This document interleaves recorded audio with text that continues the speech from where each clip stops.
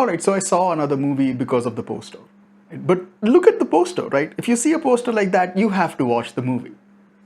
All right, so Curse of the Black Widow is a 1977 TV movie produced by ABC.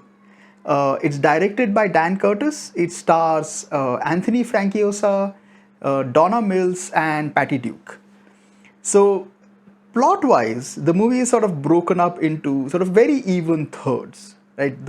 It starts off as like a standard murder mystery with a bit of a like there might be a monster on the loose.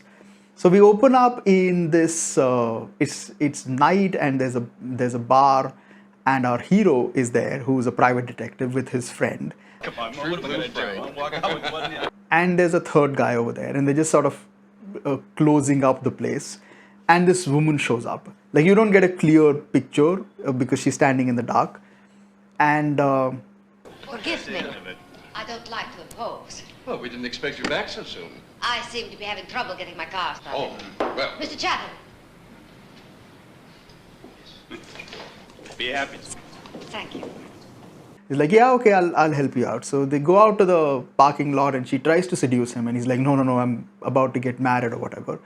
And then the camera sort of zooms in on her eyes and her eyes change, and then the camera view sort of turns into like this kaleidoscope, sort of like a spider's vision, and then the man gets attacked and he dies.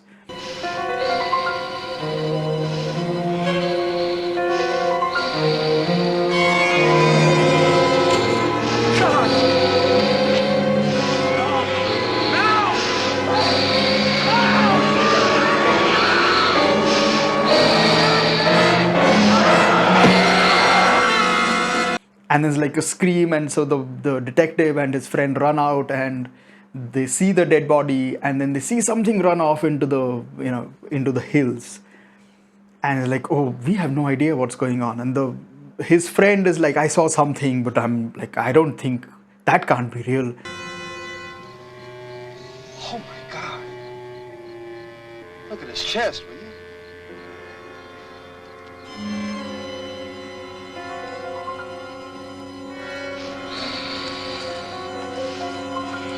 So then the police shows up, and the lead detective sort of knows something because maybe these murders have happened before, like something like this. And the detective's friend just completely denies having seen anything. The detective is like, come on, you saw something. He's like, no, I didn't see anything. Because there's no way like that can be real. So then the next day, the detective gets hired by the wife of, or the fiance of the dead guy. You have a visitor inside. Well, hello. Mr. Higbee, That's right. I'm Lee Lockridge. I'd like to talk to you. Why, certainly. Lee Lockridge. Well, you're the girl that Frank Chatham was waiting for the other night, aren't you? His fiancée?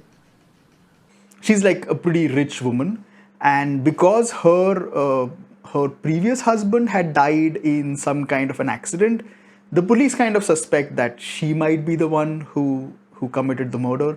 So she hires our hero, the private detective, to be like, like you figure out because the police are not going to help me.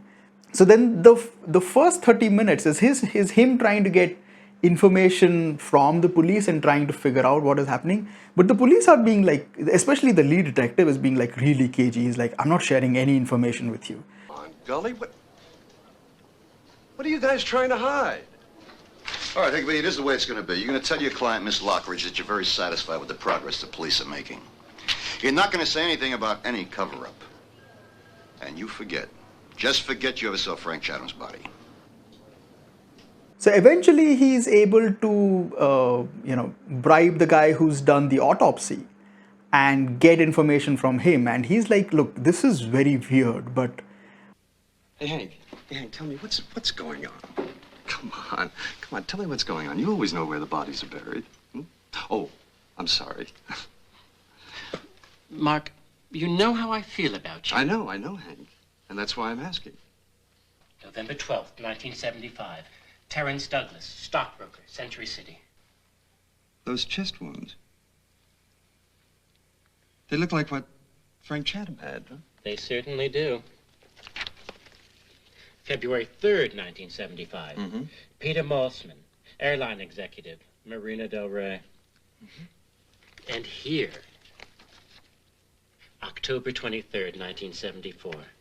Chester Bliss, architect, Malibu. And something else. In each case, the bodies were completely drained of blood.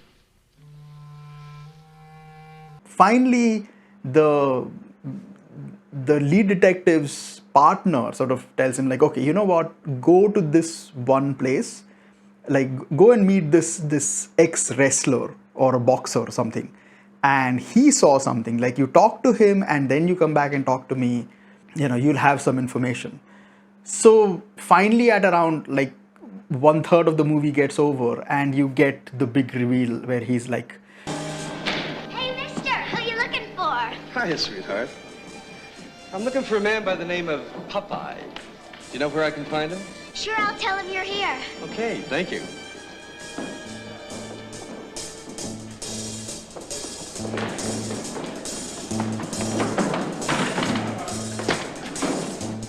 Popeye, somebody's here to see you. Leave me alone. Hey, it's happened again. Yeah, at least twice in the last week. And guess what? The police, they're covering it up all over again.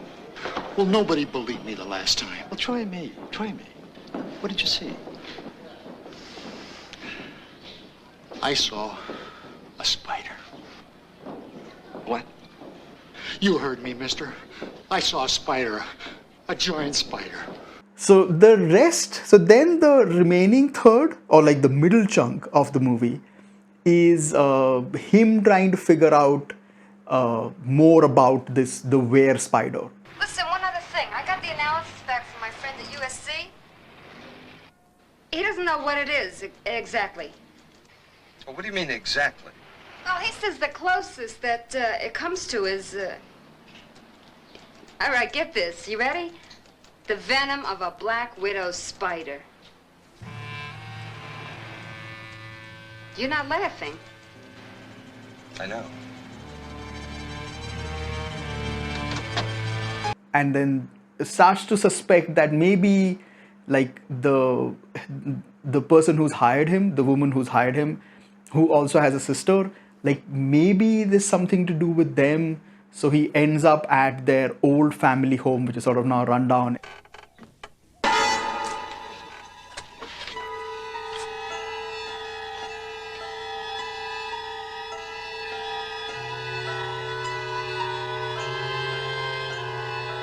And you get like the obligatory Native American who knows all the, you know, mysterious stuff. And he tells him about like, oh, you know, like maybe there's something in the blood, but if you get bitten by a spider, you can turn into like on full moon or something, you can turn into like a were spider. So kind of like Spider-Man, but different. We are talking of old legends, aren't we? Yes? The Spider Woman. A woman who sometimes, in moments of great stress, takes the form of a giant spider and kills. That's right. That's exactly right. That's it. And then the final third of the movie is him trying to figure out who is the were spider.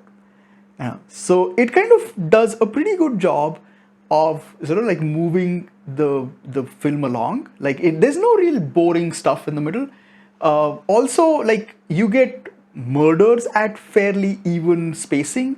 So it's not like you get one murder in the beginning and then nothing happens for the next like hour. No, you get like a whole. I think you get about like 4 murders, which happen like, you know, at fairly regular intervals. So it keeps you interested. I never did like this job, not from the beginning. I hate animals. The damn things don't like me either. Hell, I never even had a dog of my own. Yeah, Mr. Oakes, but can you please tell us what you saw? Nothing. I mean, just that poor guy laying there. Believe me, I didn't hang around looking for what did that. So the weird thing about this movie is that this is a monster movie that doesn't have the budget to be a monster movie.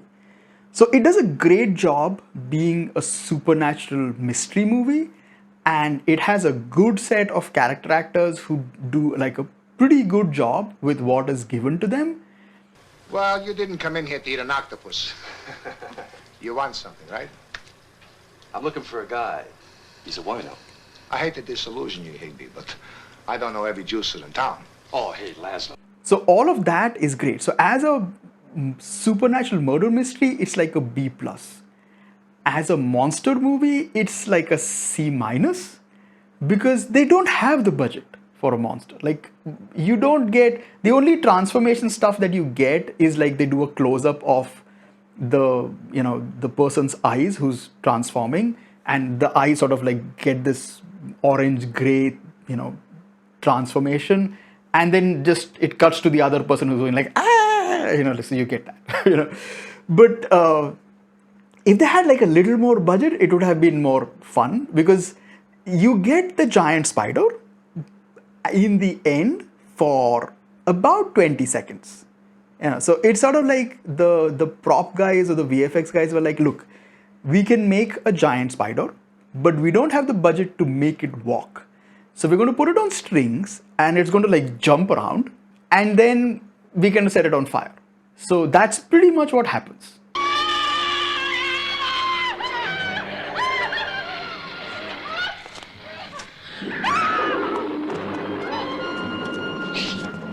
So you kind of go, okay, because it's a good murder mystery and because the acting is decent, it keeps you interested.